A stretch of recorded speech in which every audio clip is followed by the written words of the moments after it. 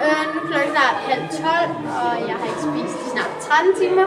Og jeg er rimelig sulten, men jeg er ikke sådan træt endnu. Men min mave den knurrer, jeg er vildt sulten. Jeg vil gerne med.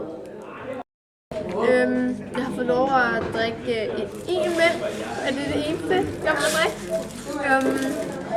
Og jeg kan faktisk ikke koncentrere mig særlig meget. Jeg føler, at jeg har ikke nok energi til at koncentrere mig.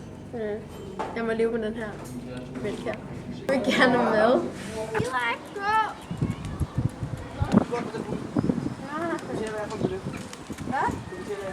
Jeg har gået 3 kilometer, og jeg fik det egentlig ikke dårligt, selvom det var rigtig, rigtig varmt. Men jeg ved ikke helt hvorfor. Jeg ved ikke, hvordan jeg kan holde energien op, når jeg ikke har spist så lang tid. Klokken er 1:15, og jeg er skidesulten, og de sidder og spiser kiks ved siden af mig.